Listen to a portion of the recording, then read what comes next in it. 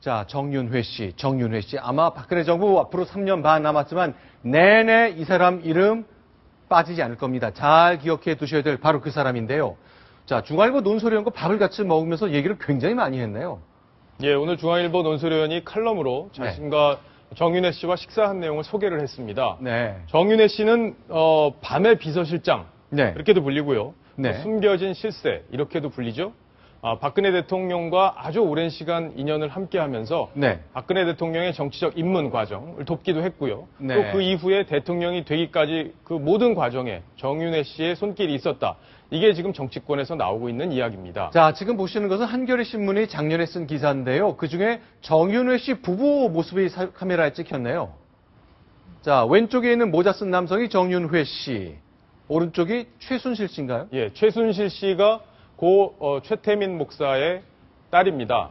최태민 목사는 박근혜 대통령과 영예 시절부터 친분을 갖고 있었던 사람이고요. 네. 정신적으로 굉장히 많은 영향을 미친 것으로 이렇게 지금 다 알려져 있습니다. 자, 그러면 이제 화면에 보이는 저 정윤회 씨 식사를 하면서 여러 가지 얘기를 했는데 새롭게 나온 내용 뭐가 있는지 좀 설명 좀 해주십시오.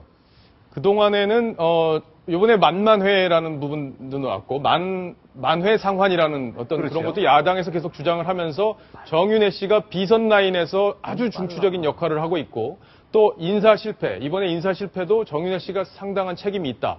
이렇게 주장을 하고 있었죠. 지금 박영선 원내대표가 주장한 만회상환 그림이 나오고 있는데요. 네. 그 두 번째 회에 해당하는 사람이 바로 정윤회 씨입니다. 자, 일단요. 2007년까지는 자신이 비서실장을 했다. 그렇게 얘기를 했네요. 이건 사실인가요?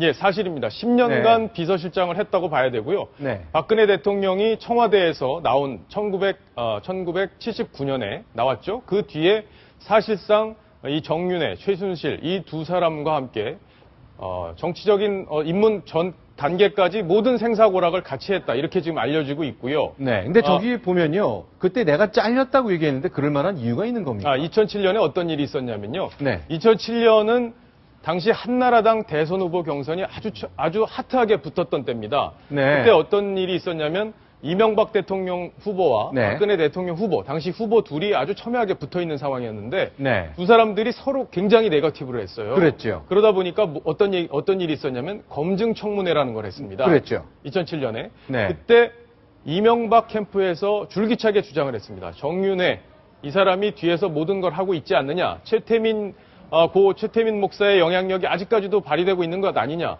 최태민 목사가 여러 가지 비리 의혹으로 당시에 문제가 됐던 사람인데 그 비리 의혹이 있던 사람들의 가족과 지금까지도 연대를 하고 있는 것 아니냐 이런 의혹을 제기했었습니다. 그래서 거의 이제 교체되다시피 한 건데 그래서 잘렸다. 그때 이제 빠진 거죠. 네. 논란이 일으니까 뒤로 빠진 겁니다. 정윤회 씨는. 그래서 자신은 야인으로 지냈다는 건데 그동안 이제 핵심은 뭐냐면요. 박근혜 대통령의 비서를 지내면서 지금 문고리 3인방으로 불리는 최측근들 정윤회 씨랑 같이 꿍짝꿍짝 해가지고 여러 가지 모색을 많이 한다. 이런 얘기를 하잖아요. 답을 내놨죠. 예. 그분들하고도 지금 연락한 지가 오래됐다. 그래서 서운하다. 네. 이런 얘기를 했습니다. 접촉이 전혀 없었다? 예. 정말 믿어도 되는 겁니까? 실제로 저런가요? 그건 본인의 주장으로 일단 봐야 될 것 같고요. 정치권에서도 사실 저 말이 사실인지 아닌지 아는 사람이 없습니다. 그러니까 저 3인방 외에는 저게 사실인지 여부를 알 수 있는 사람도 없고요. 그렇죠. 그러면 인간적으로 대선도 승리했고 그러니 나한테 연락 먼저 하는 게 도리인데 난 연락 한번 못 받았으니 내가 섭섭하다고 했는데 대통령한테는 전화 한번 받았답니다. 그렇죠. 예, 그 인터뷰 내용을 보면은 대통령한테는 전화 한번 받았고 네. 그 뒤로 아무 연락이 없었다. 그 사실상 지금 정부와 청와대로부터 완전히 손을 떼고 있다. 이렇게 지금 주장을 했습니다. 그렇군요. 그런데요. 서울고등학교 나왔다. 정윤회 씨가. 그래서 유독 박근혜 정부에는 서울고등학교 출신들 장관이 많다. 이런 얘기 하잖아요. 예. 이것도 확인됐습니까? 본인 주장에 따르면 네. 나는 서울고를 나오지 않았다. 그렇게 얘기를 했고요. 그 그러면 학력에 대해서는 잠깐만요. 자기가 네. 밝히지 않겠다. 논란이 여러 가지 있기 때문에 그런 근데 얘기를 했습니다. 서울고등학교 졸업 안 했다? 그러니까 문창극 후보자도 서울고등학교 나왔고 많은 장관들 서울고등학교 나왔잖아요. 이 사람들 다 정윤회가 추천했다고 이야기가 쭉 나왔는데 일단 사실관계가 틀린 겁니까? 예, 그렇게 일단 봐야 될 것 같습니다. 서울고등학교 나오고 안 나왔다고 하진 않을 거 아닙니까? 그렇죠. 최소한 그 말은 신빙성이 있어 보이고요. 네. 그리고 이 정도로 접촉을 안 했다고 주장을 할 정도면 실제 인사 추천까지는 하지 않았을 가능성이 높아 보입니다. 네. 자, 그런데 이제 제일 궁금한 게 정윤회 씨가 너무 잘 산다. 직업도 없고, 지난 7년간 야인으로 지냈고, 그런데 도대체 어떻게 생활을 하냐? 돈 얘기 빠질 수 없거든요. 신사동에 빌딩이 있다는 것 때문에 여러 가지 구설이 많았거든요.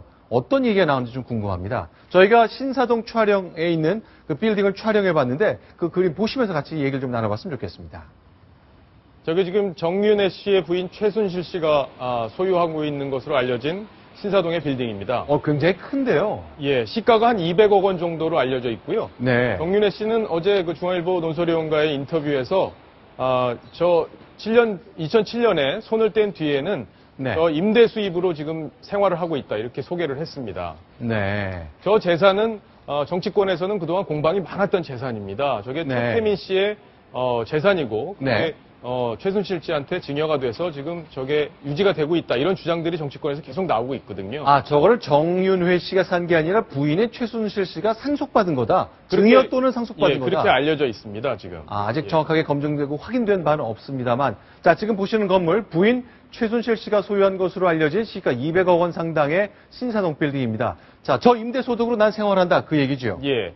근데 분명한 것은 정윤회 씨나 최순실 씨나 박근혜 대통령에 대한 애정이 상당히 많고 또 박근혜 대통령이 제대로 정치하기 위해서는 자신들이 뒤로 물러나 있어야 되고 절대 네. 존재가 드러나서는 안 된다. 이런 어떤 판단을 하고 있는 것은 분명해 보입니다.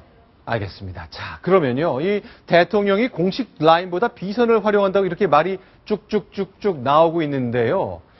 자, 오늘 대통령은 어떤 일정을 보냈을까? 저런 얘기 나오면 대통령은 여러 가지 만감이 교차할 것 같습니다. 대통령 일정을 한번 보면서 소개해드리겠습니다. 네, 묵묵히 어쨌든 대통령 일정들은 소화하고 있습니다. 지금 보시면 그 2014년 국제법률 심포지엄에 참석한 그 국내외 그 법률 분야의 전문가들을 초청해서 지금 청와대에서 오찬을 하고 있는 모습입니다. 네. 이 자리에는 그 한국인으로서는 처음으로 국제형사재판소 ICC 네. 소장이 된 송상현 소장 지금 왼쪽에 보이는 분이고요. 네. 또 권오곤 국제유고전범재판소 ICTY의 그 재판관, 또 정창호 크메르루드 국제전범재판소 재판관, 뭐 이런 분들이 모두 참석을 했습니다. 자, 이게 대통령이 이제 여러 가지 뭐 국정 전반을 다 챙겨야 하는 겁니다만 우리나라가 볼 때는 국제재판소의 주요 인사 접견하면서 정치적으로 민감하고 뜨거운 것 이외의 시간을 굉장히 많이 써야 되는군요. 그렇죠. 아무래도 이제 국제 문제에 대한 관심 이런 것도 보이고 특히 이 자리에서는 네. 북한 인권 문제에도 관심을 가져달라 이런 아, 얘기를 했었고